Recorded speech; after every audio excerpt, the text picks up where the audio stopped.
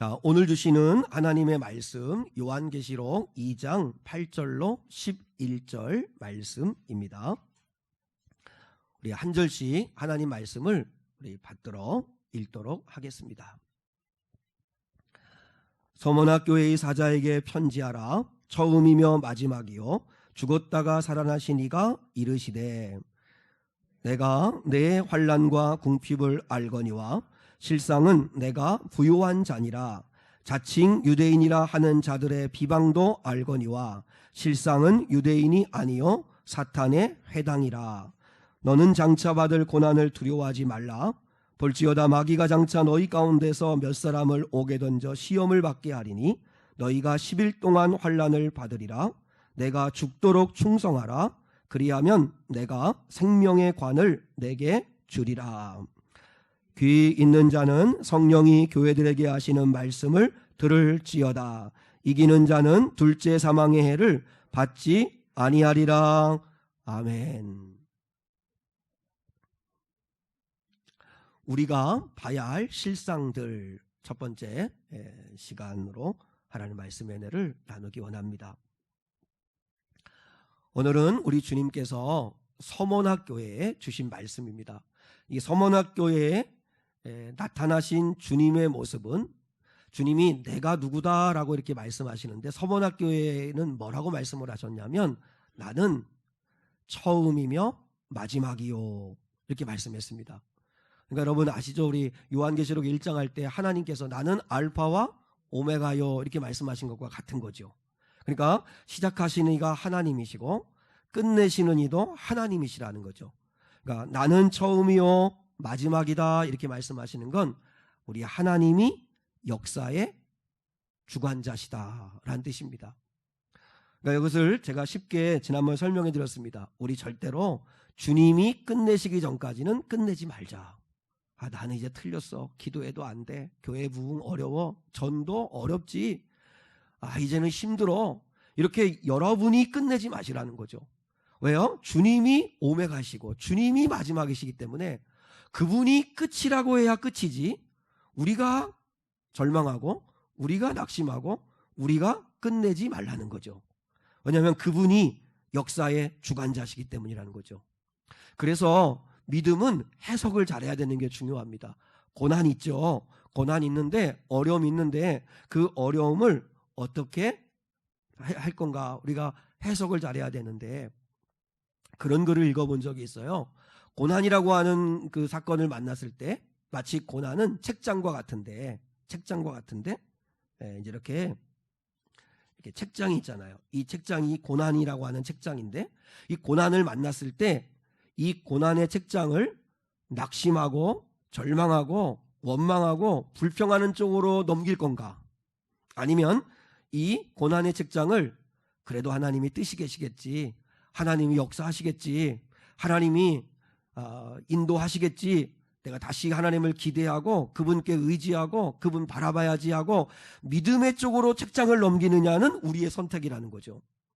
우리가 의지를 가지고 선택해야 한다는 거예요. 절망할 건지 낙심할 건지 아니면 믿음으로 다시 한번 해볼 건지 고난이라고 하는 책장을 어디로 넘기느냐에 따라서 우리의 인생에 펼쳐지는 결과는 전혀 다르다는 거죠. 그래서 하나님 여러분 하나님이 처음이며 마지막이기 때문에 그분이 끝이야 이제는 끝이야 하기 전까지는 끝난 게 아닙니다. 그러므로 그분 안에서 소망을 가질 수 있기를 주님의 이름으로 축복합니다. 그리고 주님이 또 뭐라고 말씀하셨어요? 나는 죽었다가 살아나시니 이렇게 말씀했어요. 죽었다가 살아나시니 그럼 사랑 여러분 죽음이 뭐예요? 죽음은 뭐의 싹시죠? 죄의 싹시입니다. 죽음은 죄값입니다. 그러면 생각해 보세요. 주님이 죄가 어디 있으세요? 주님이 죄값을 치를 이유가 없으시잖아요. 주님은 죄가 없으신 분이신데 왜 죄값으로 죽으셔야 됐을까요? 주님이 말씀해서 나는 죽었다가 살아난이다 이렇게 말씀하시는데 우리 주님이 죽을 이유가 없어요. 왜요? 죄가 없으시니까. 근데 주님이 죄값을 치르시고 죽으신 이유는 오직 하나예요. 우리 때문에. 우리 살리시려고. 우리 죄를 대신해서 주님이 죄값을 치러 죽으신 거예요. 믿습니까? 그래서 그 예수의 보혈 의지하고 주님 의지하면 우리는 둘째 사망에 참여하지 않게 된다는 것입니다. 육신은 한 번은 죽을 수 있지만, 첫째 사망은 이룰 수 있을지 모르겠지만, 영원한 저주의 심판 지옥 가는 그런 둘째 사망엔 받지 않는 거죠. 그걸 서문학교에 오늘 약속하셨잖아요. 11절에서. 그러니까 우리가 하나님 아버지 앞에서 주님이 나를 위하여 죽으셨고, 근데 죽음으로 끝나면 아무 소망이 없잖아요. 그분이 다시 살아나셨어요.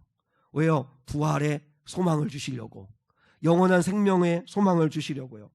이 사실을 믿을 수 있기를 축복합니다. 오늘 서문학교의 주님은 그래서 내가 처음이며 마지막이요, 내가 죽었다가 살아나니다, 이렇게 말씀하시는 건 놀라운 약속입니다. 서머나라고 하는 도시에 대해서 잠시 좀 알아보고 싶은데요. 그 주님이 요한계시록 2장과 3장에서 7 교회에 편지를 보내세요. 그건 이제 샘플로 대표적으로 보내는 건데, 그 가운데 에베소 도시, 그 다음에 버가모 도시, 서머나, 이 도시는 로마 황제의 지배 아래에 있는 성령의 도시 가운데 가장 큰 도시예요. 그 가운데 이 서머나는 활발한 상업도시예요. 상업도시.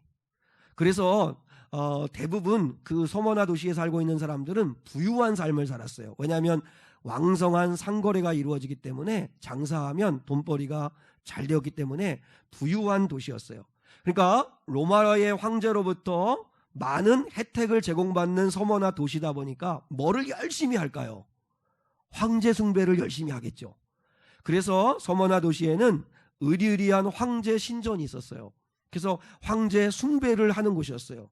그런데 이 서머나라고 하는 도시에 여러분이 역사를 공부할 때 들으셨을 텐데, 조합이라는 게 있어요. 이 상업을 하는 사람들이 조합이라고 하는 길드가 있어요. 길드. 그러니까 이 길드에 가입이 되어 가지고, 그래서 장사도 하고 직장도 얻고, 그리고 여러 가지 상거래도 하고 돈벌이도 하고 그렇게 하는 거예요. 그런데 이 길드에 가입이 되려면 증명서가 하나 필요해요. 무슨 증명서가 있었냐면 가이사 황제를 숭배한 증명서가 필요해요. 숭배 증명서가. 가이사가 우리의 주인이십니다. 가이사의 은혜로 우리가 삽니다. 이렇게 가이사 황제를 숭배하고 난 다음에 받는 증명서를 가지고 길드의 조합원으로 가입을 해야, 그래야 장사도 하고 미로도 주고 돈도 벌고 상거래도 하고 그렇게 살 수 있는 거예요. 그런 서머나 도시에서 제일 힘든 사람이 누구일까요? 예수 믿는 사람들이죠. 왜요? 예수 믿는 사람들은 가이사가 주님이시라는 걸 고백할 수가 없는 사람들이잖아요. 그러니까 증명서를 발급받지를 못해요. 그러니까 이들은 직장에도 못 들어가요. 무슨 음식도 마음대로 상거래를 할 수 없어요. 그러니까 이들은 불가피하게 가이사가 나의 주인이십니다를 시인할 수 없다 보니까, 그래서 고난을 많이 받게 된 거예요. 그래서 주님이 뭐라고 말씀하세요? 9절 전반절에서 이렇게 말씀하죠. 시작. 내가 네 환난과 궁핍을 알거니와, 이렇게 말씀했잖아요. 내가 안다 그랬잖아요. 내가 안다. 환난이라고 하는 말의 헬라어 원어를 보니까요, 큰 바위에 짓눌리다는 뜻이에요. 생각해 보세요. 큰 바위에 깔려서 짓눌려 있는 상태가 얼마나 괴로운 상태예요. 그런 환난을 받고 있고, 그리고 내가 너희의 가난을 안다, 궁핍함을 안다. 여러분, 여기서 궁핍함이라고 하는 헬라어가 여러분 주부에도 기록되어 있는데 푸토코스예요. 헬라 말은 참 좋은 말인 것 같아요. 단어가 아주 세분화되어 있어요. 우리는 가난하다 하면 그냥 가난이라고 하는 한마디인데, 가난이라는 게 두 가지 헬라어의 뜻이 있어요. 하나는 페냐라는 뜻이 있는데, 이 페냐라고 하는 뜻은 남을 도와줄 여유가 없는 가난이에요. 그러니까 무슨 말이냐면, 우리 식구는 간신히 먹고 살 수 있어요. 근데 여유가 없어서 남을 도와줄 만한 정도는 아닌 가난이에요. 그러니까 죽지는 않을 가난이죠. 가난하긴 가난하지만 남을 도와줄 수 없을 정도의 가난함이에요. 그게 페냐예요. 근데 오늘 너의 가난, 궁핍을 안다 할 때는 푸토코스를 쓰고 있어요. 이 푸토코스는 찢어지게 가난하다는 뜻이에요. 뭐가 찢어지는지는 아시죠? 아무튼 자신들도 먹을 게 없을 정도의 절대 빈곤. 그 가난을 궁핍이라고 이야기했어요. 그러니까 서머나 교인들은 가이사가 우리의 주인이십니다 하고 눈 딱 감고 황제 숭배하고 증명서 받아서 장사도 하고 아니면 대출도 받고 뭐 여러 가지로 해서 어떻게든지 잘 살 수 있는 도시예요. 워낙 도시가 부유하니까. 그런데 예수 믿는다는 이유 하나 때문에 푸토코스, 정말 완전한 빈곤, 누가 도와주지 않으면 살 수 없는 찢어지게 가난한 상태, 그런 상태로 살아가는 사람들이었다는 거예요. 근데 놀라운 건 주님이 내가 알아, 내가 너희들 형편을 안다는 거예요. 솔직하게 우리는 지금 코로나 때문이라도 너무 힘들다, 어렵다. 사실 어렵죠, 힘들죠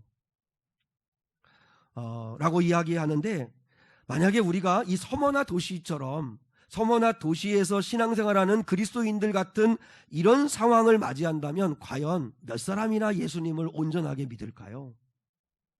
코로나 앞에서도 우리가 이렇게 갈팡질팡하고 힘들어하는데 과연 이런 환난, 이런 궁핍 속에서 예수를 믿어야 된다면 과연 몇 사람이나 믿을 수 있을까요? 사실 우리 대한민국은 복받은 나라이고 대한민국에 살아가는 저희들은 복받은 사람들입니다. 그죠? 왜냐하면 우리는 지금 전 세계가 75억인데요. 75억에 15억이라고 되는 사람들은 푸토코스, 절대 빈곤의 삶을 사는 사람들이래요. 근데 우리나라는 이렇게 그래도 복받아서 그 조금만 걸어가면 몇 시간만 지나가면 북한 땅하고는 비교도 안 될 만큼 우리는 먹는 문제 때문에 굶어 죽는 일은 거의 없잖아요. 그러니 얼마나 감사해요. 그런데 그러면 이거를 우리는 이런 경제적 가난이라고 적용하지 말고 우리에게 적용하는 건 뭘까요? 영적 가난이에요. 영적으로 우리는 어떤 상태인가? 우리 대한민국에서 신앙생활하는 우리 성도들은 영적으로는 어떤 상태인가? 우리가 푸토코스의 이 영성을 가져야 된다는 거죠.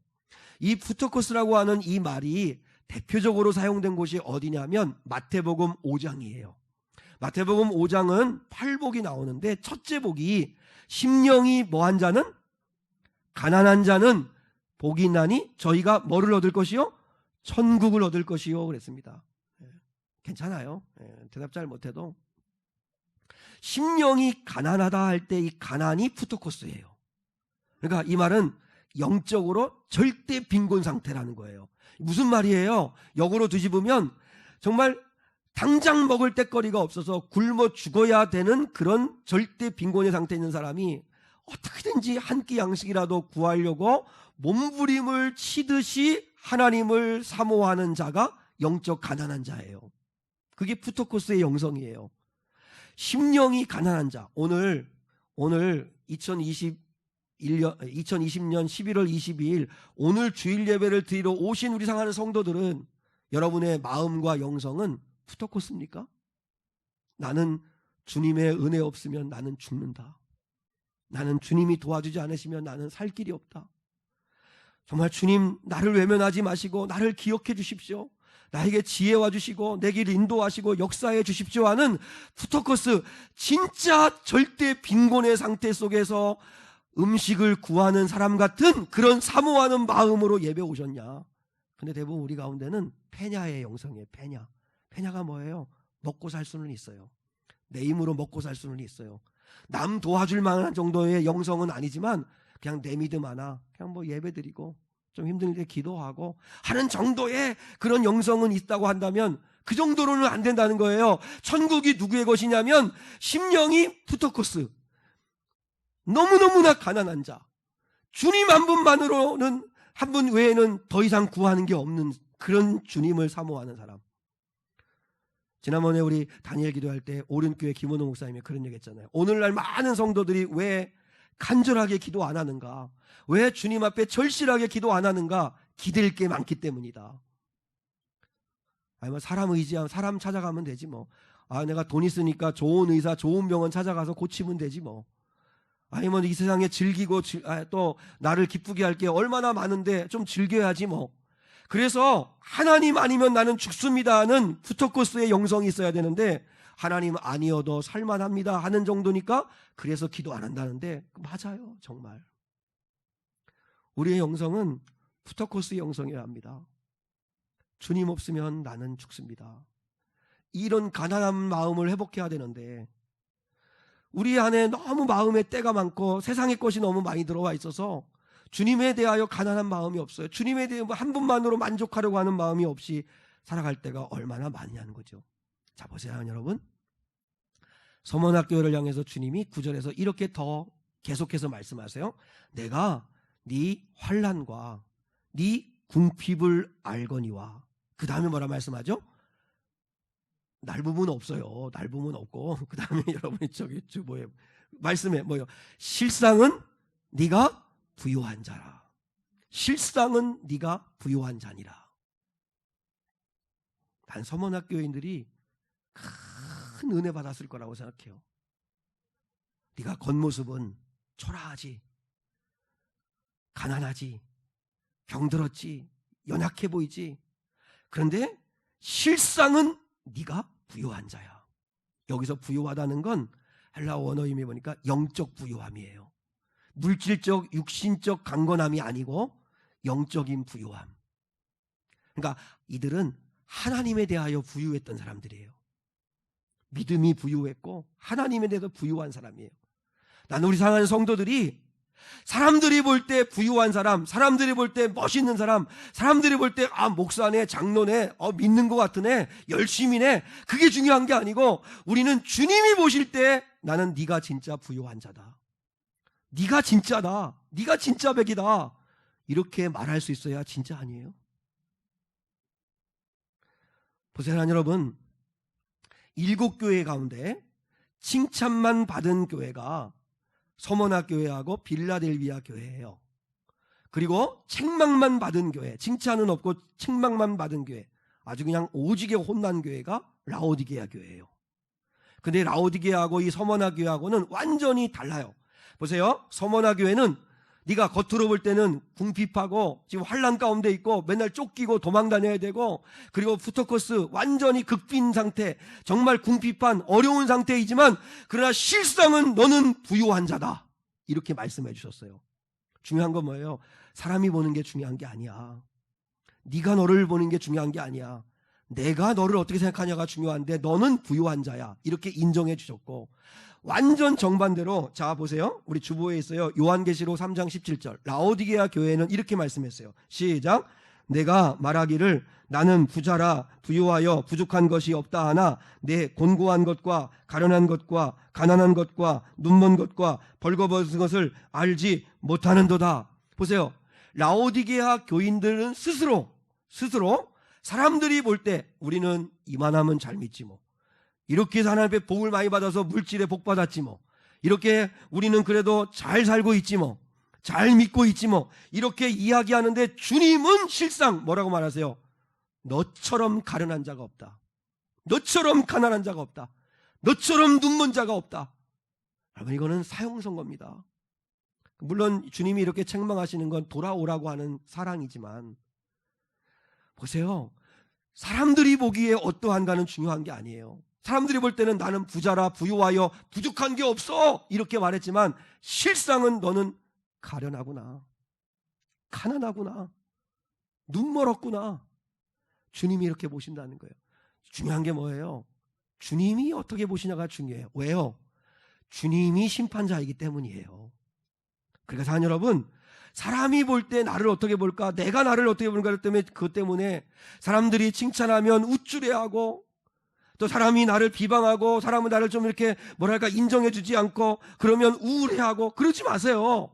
중요한 건 우리의 관심은 주님이 나를 어떻게 보시냐, 주님이 나를 어떻게 보시냐. 서머나 교회를 향해서 내가 알아, 너 궁핍하고 환난 받는 거 알아. 근데 실상은 네가 부유한 자야. 여러분, 주님이 알아만 주시면 힘을 나는 거 아니에요? 제가 말씀 한번 드린 적인지 모르겠는데, 그 백주년 교회를 담임했었던 이재철 목사님이 전도사 시절에 늦게 신학을 하셨는데, 주님의 교회를 개척하고 난 다음에 너무 힘들어가지고 목회를 그만둘 생각을 하고 있었던 그 갈등할 때인데, 새벽 예배를 드리기 위해서 맨 앞자리에서 묵상 기도하고 있는데 어느 여성 집사님이 지금도 눈을 감고 기도하는 가운데 있었기 때문에 그 집사님이 누구인지를 아직도 모르신다는데, 그 집사님이 전도사님 이거 드세요 하면서 옆에 의자에 무언가를 놓고 갔다는 거예요. 새벽 예배 다 마치고 난 다음에 자기 목욕실에 가가지고 보자기를 풀러서 딱 보았더니 여전히 따끈따끈한 시루떡이 그 안에 들어있더라는 거죠. 지금 같으면 떡집에서 뭐 하겠지만 그때는 다 일일이 다 떡을 집에서 빚어야 되니까 지금 새벽 예배 마치고 난 다음에 전사님이 목욕실에서 풀러가지고 따끈따끈하게 먹을 수 있는 시루떡을 만들려면 이분은 밤을 새야 되는 거예요.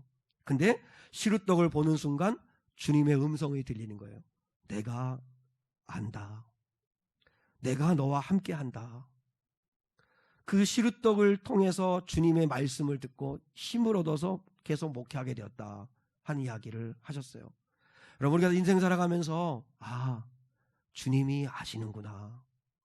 주님이 아시는구나. 내 형편 아시고 내 상황 아시는구나 라고 느낄 때 우리는 힘을 얻을 수 있어요. 주님이 아시는 게 진짜니까. 저도 이런 경우는 수없이 많이 경험했어요. 제가 14년 전에는 무임 시절이 있었어요. 담임 목회자를 그만두고 아직 목양할 목회지가 없어서 이렇게 무임 시절이 있었는데, 두 분의 권사님들이, 제가 도움을 구한 것도 아니고 무슨 말씀드린 것도 아닌데 두 분의 권사님들이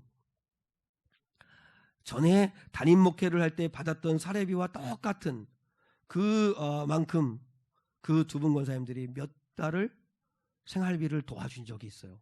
제가 뭐 내색한 적도 없고 도와달라고 한 적도 없는데 그걸 받아보고 저는 주님이 하시는구나. 주님이 내 형편 아시는구나. 그리고 13년 전에 우리 교회를 개척할 때 10만 원 가지고 시작했습니다. 10만 원 가지고. 비빌 언덕이 있었으면 빨리 우리 교회가 좀 더 땅도 사고 건물도 지을 수 있는 힘이 있었을지 모르겠지만, 그러나 그건 주님이 하실 일이고 우리는 그 주님이 하실 일을 기대하며 준비하고 있으면 되는 거고.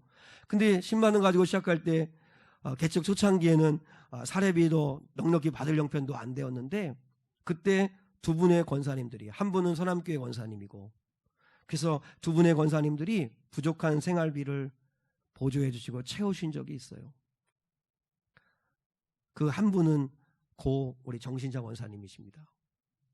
아무도 모르게 매달 목회자가 힘들까 봐 이렇게 도와준 적이 있습니다. 그 은혜를 잊지 못하죠. 근데 그 사람에게 감사한 것도 있지만 주님이 내 형편 아시는구나. 주님이 함께 하시는구나.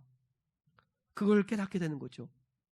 여러분, 우리 교회 청년으로서 우리 교회에서 세례받고, 그리고 이제 경북대학교 의학전문대학원에 가서 지금 경북대학교에서 내과, 종양내과에서 이제 전문의 의사로 일하고 있는 우리 정민이가 있는데, 그 아이가 매달 50만 원씩 건축금을 보내옵니다. 제가 뭐 부탁한 것도 아니고 시킨 것도 아니고, 근데 그냥 하나님 아버지 앞에 감사하는 마음 가지고, 저는 그런 걸 보면 주님이 이렇게 주님 앞에 차근차근 모아놓으면 하나님이 때가 되어 자연스럽게 일하시겠다 하는 마음을 가지고 있습니다. 제가 뭐 열심히 땅 알아보고 건물 하면서 그럴 필요는 저는 그렇게 하지는 않은데, 주님이 때를 열어주실 거라고 생각하는데, 우리 성도들도 뭐 건축금 하라 작정해라 이런 거 아니니까 여러분들도 다 감동하시는 대로 조금씩 평상시에 다 모아놓으면 어느 순간에 우리가 도전해야 될 때가 있을 수 있겠죠. 반드시 주님이 그렇게 하실 거라 생각해요. 그러니까 우리가 하나님 앞에 여러분도 헌금할 수 있으면 하시고, 10,000원이라도 1,000원이라도 우리가 할 수 있으면 하면 좋겠다 생각이 드는데, 그때마다 하나님께서 우리 교회를 아시는구나 하며 위로받을 때가 많습니다. 주님이 아시면 되는 거죠. 주님이 아시면. 저는 상한 성도들에게 그런 은혜가 많다고 생각합니다. 오늘 여러분 보세요. 주님은 실상을 보세요. 겉모습을 보지 않아요. 겉모습은 초라해요. 가난한 권사님이에요. 가난한 장로님이에요. 근데 또 힘이 없는 분이에요. 그런데도 주님은 네가 부유한 자야. 주님은 뭘 보세요? 실상을 보세요. 라오디게아 교인들처럼 겉모습은 목사 같고 그럴듯하고 잘 믿는 것 같고 대단해 보이는 것 같은데 실상은 너는 가난하구나 라고 말할 수도 있는 거거든요. 주님이 실상을 보신다면 우리도 실상을 봐야 된다는 거죠. 그래서 오늘은 세 가지인데 한 가지만 나누겠습니다. 우리가 봐야 할 실상 첫 번째, 환난만 보지 말고 주님의 위로를 보라는 것입니다. 자, 한번 따라해 볼까요? 환난만 보지 말고 주님의 위로를 보라. 자, 저는 10절이 이게 주님의 위로예요. 주님의 위로. 자, 10절 한번 읽어요. 시작. 너는 장차 받을 고난을 두려워하지 말라. 볼지어다 마귀가 장차 너희 가운데서 몇 사람을 옥에 던져 시험을 받게 하리니 너희가 10일 동안 환난을 받으리라. 여기까지만요. 자, 첫 번째 주님의 위로가 뭐냐면 고난이 있다 이렇게 말씀하시는 거예요. 고난은 있다. 여러분 보세요. 10절에서 고난 없다고 말씀하지 않으세요. 우리 가끔 저도 우리 아내한테 정말 그렇게 그 프로포즈도 하고 또 눈속임도 하고 다 거짓부렁이고 다 사탕발림이죠. 손에 물 묻히지 않게 해줄게. 평생 공주처럼 떠받쳐줄게. 뭐예요? 하인도 저런 하인이 없을 만큼 고생하는데 다 그렇죠. 우리 남자들은 다 아니 사람들은 다 거짓부렁 또 사탕발림 다 그렇게 해요. 주님은 여러분 솔직하게 말씀하셨어요. 너희가 나를 믿으면 고난받지 않아 이렇게 말씀하지 않으셨어요.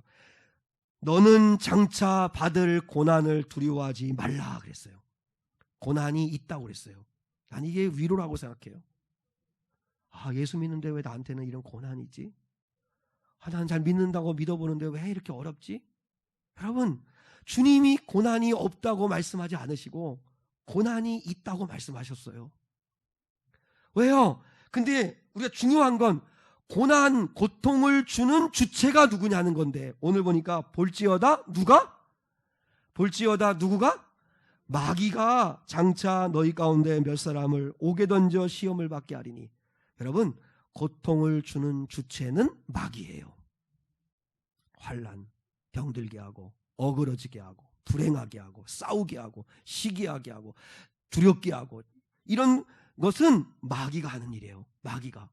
그러면 목사님, 하나님도 우리를 시험하시잖아요. 맞아요. 하나님이 우리를 시험하시는데 정확하게 말하면 하나님은 시험을 허락하시는 거예요. 욥의 경우처럼. 사탄이 욥의 사랑을, 욥의 믿음을 의심했잖아요. 그러니까 하나님이 사탄에게 한시적으로 시험을 허락하세요. 하나님도 시험을 허락하시기도 하세요.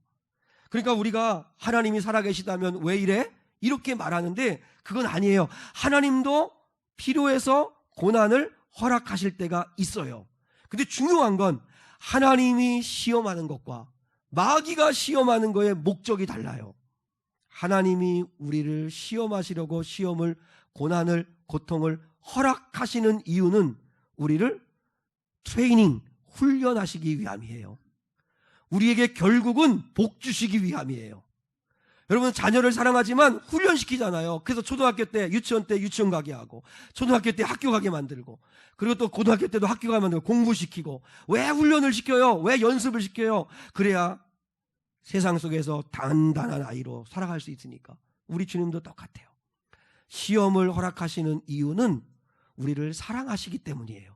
우리를 죽이려고 하시는 게 아니에요. 주님이 주시는 고난이 쓴 잔인 건 맞지만 사약은 아니에요. 죽이려고 하는 건 아니에요. 우리를 더 건강하게, 더 주님을 사랑하는 자로 복 주시려고 시험하시는 거예요. 믿으십니까? 이 사실을 믿을 수 있기를 축복해요. 왜요? 주님은 고난이 있다고 하셨기 때문이에요. 고난 받을 거라고 하셨기 때문이에요. 그런데 마귀는 달라요. 마귀는 우리를 죽이려고 하는 거예요. 요한복음 10장 10절에 마귀가 온 것은 우리를 죽이고 그리고 멸망시키려고 온 것이에요. 여러분, 마귀는 기가 막히게 귀신처럼 알아요. 우리가 어떻게 사는 게 행복한 거라는 걸 마귀는 알아요. 우리가 행복한 건 하나님을 믿고 예수 그리스도를 믿고 예수 그리스도의 보혈로 죄사함 받고 하나님의 자녀로 거듭나서 그래서 천국의 소망을 두고 이 땅이 전부가 아님을 알면서도 이 땅에서 기쁨과 감사함을 가지고 살아가게 하는 게 그게 하나님이 우리를 향한 구원의 계획이에요. 믿습니까? 근데 마귀는 그게 싫은 거예요. 근데 하나님을 대적할 힘은 없으니까 그래서 계속 집요하게 믿는 자들을 괴롭히는 거예요. 계속 시험하는 거예요. 왜요? 하나님과 사이 멀어지게 하려고. 하나님과 사이 좋은 꼴을 보기 싫으니까, 하나님 잘 되는 꼴을 보기 싫으니까 어떻게든지 하나님께 붙어있는 자들을 끊어내려고, 실족시키려고, 실망하게 하려고. 그래서 여러분, 우리를 속여요. 이 세상이 전부라고, 여기에서 누리며 살아야 된다고, 여기에 소망을 두며 살아야 된다고 우리를 계속 꼬드기는 게 마귀예요. 마귀는 그래서 거짓의 아버지예요. 거짓말의 아버지예요. 계속해서 우리를 속이는 거예요. 자, 여러분, 절대로 속지 말아야 돼요. 주님의 첫 번째 이루는 고난이 있어. 고난이 있어. 두 번째, 고난이 있지만 영원하지 않아. 고난이 있지만 영원하지 않아. 그 다음 말씀, 너희가 며칠 동안? 10일 동안 환난을 받으리라 그랬어요. 10일이 의미하는 게 뭘까요? 10일은 뭘 의미하냐면 10은 삼위일체 되시는 하나님의 3과 그리고 완전수 7의 합한수예요. 그러니까 무슨 말이냐면 하나님이 정하신 훈련의 기간, 정하신 기간을 이야기하는 거예요.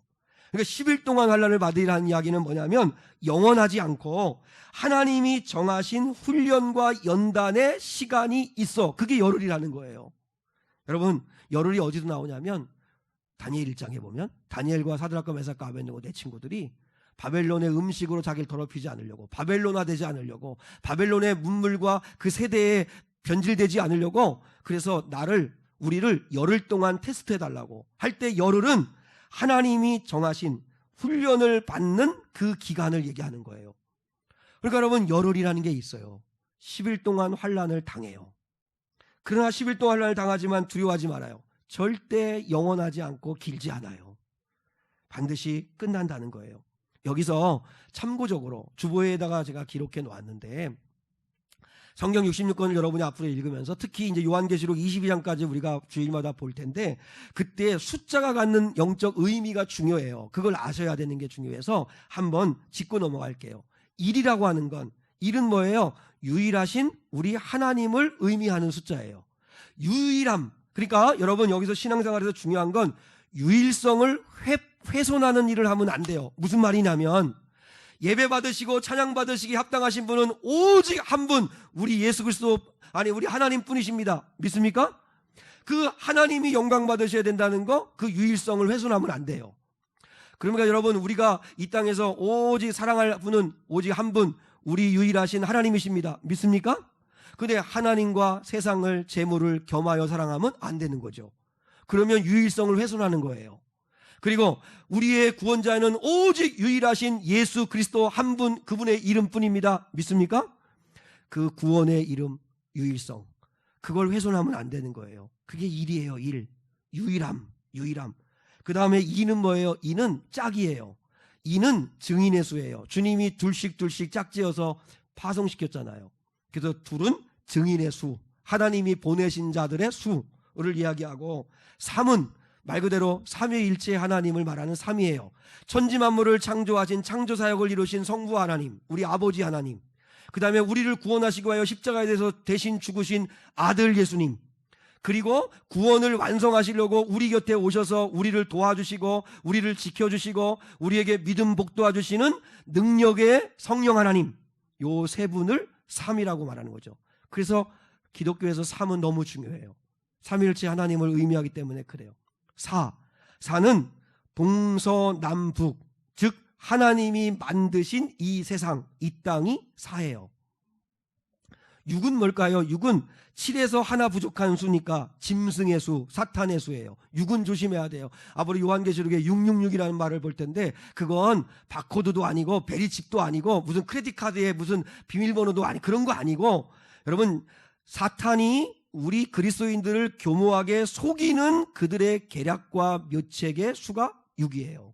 666이라는 이야기는 그렇게 우리를 교모하게 속이는 거예요. 거의 7자 같은데 그런데 부족한 뭔가 다른 그런 이단의 특징 같은 그런 게 6이죠.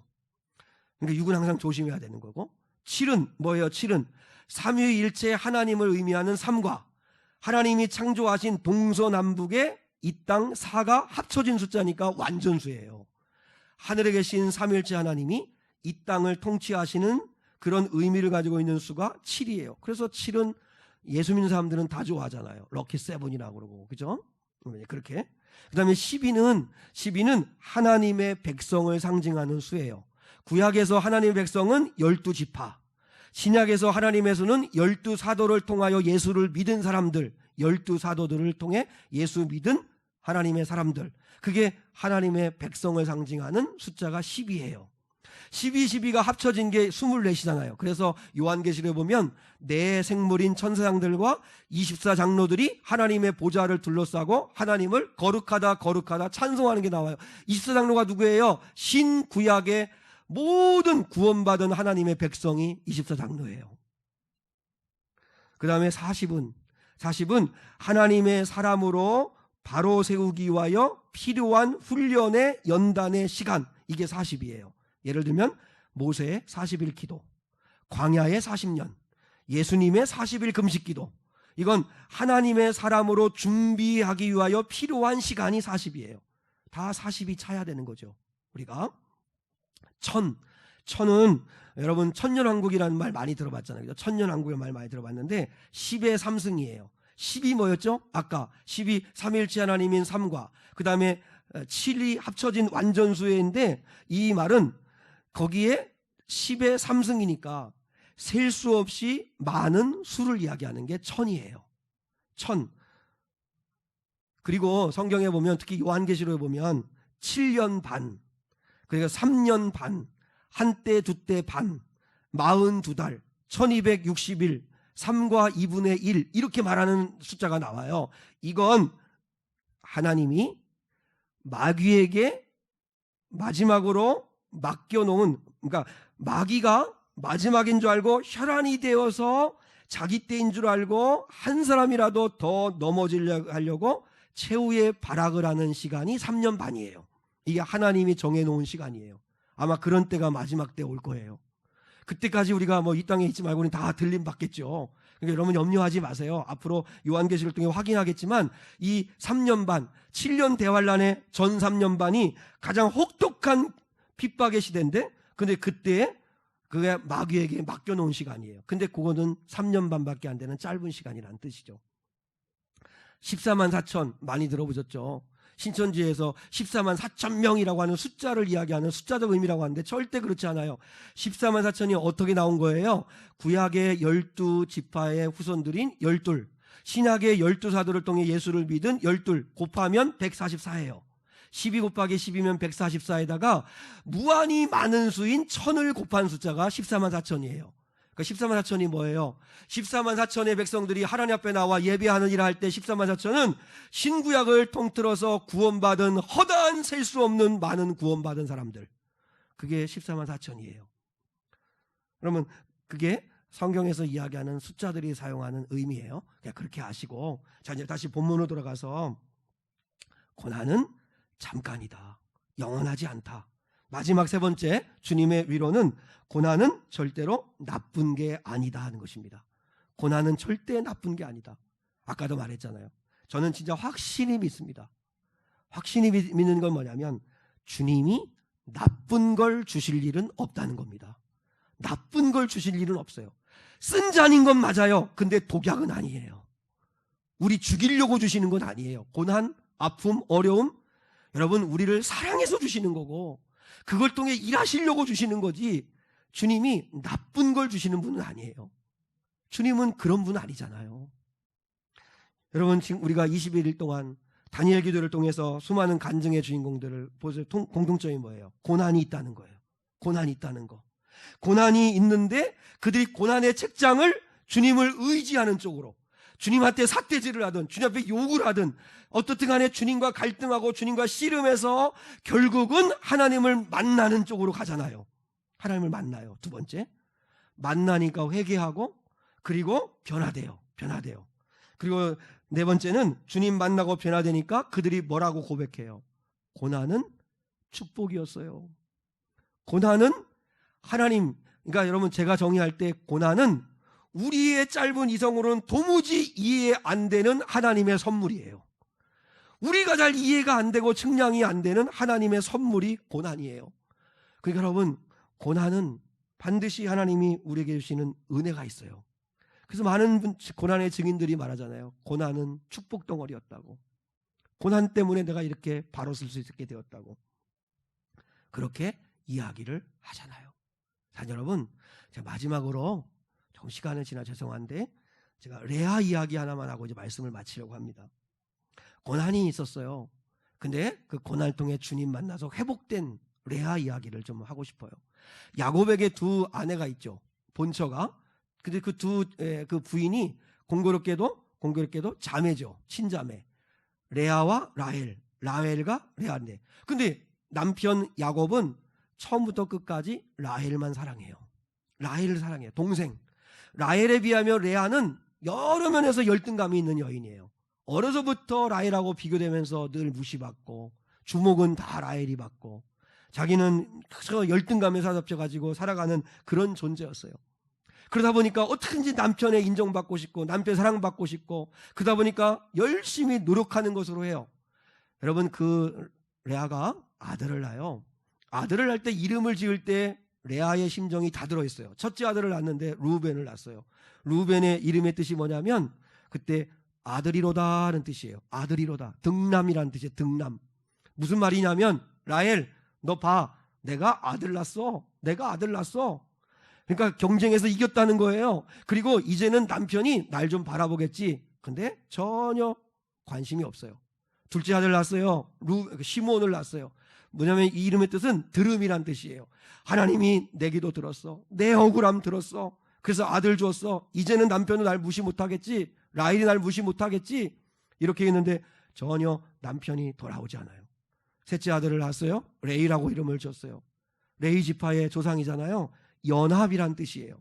이제는 남편이 나와 하나가 되겠지. 나를 이제 더 이상 무시하지 않겠지. 나를 이제 본부인으로 사랑함으로 받아들이겠지. 근데 여전히 남편은 바뀐 게 없어요. 보세요, 여러분.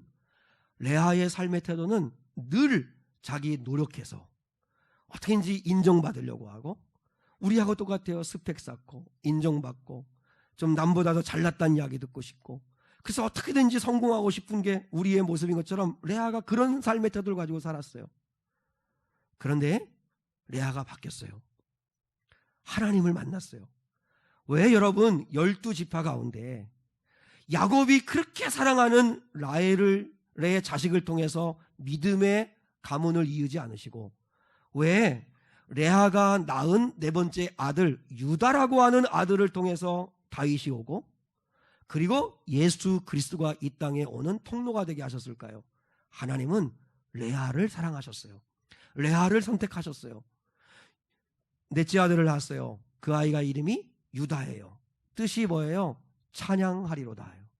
찬양하리로다. 이제 레아가 바뀌었어요. 하나님을 만났어요.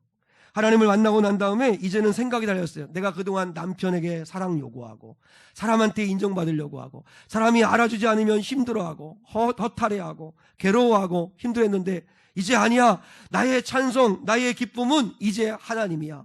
이제 나는 하나님 찬양하며 살 거야. 하나님 의지하며 살 거야. 하나님을 기쁨 삼고 살 거야. 하나님을 바라보며 살 거야. 레아가 주님의 위로를 받은 거예요. 내가 있잖아. 내가 알아. 내가 너를 사랑해.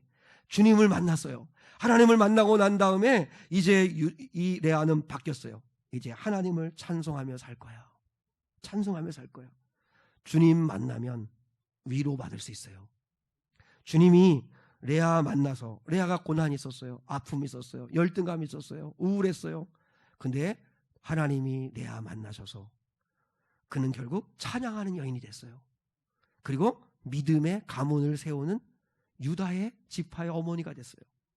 자, 여러분, 고난이 있어요. 주님이 고난이 있다고 하세요. 근데 그 고난은 10일이에요.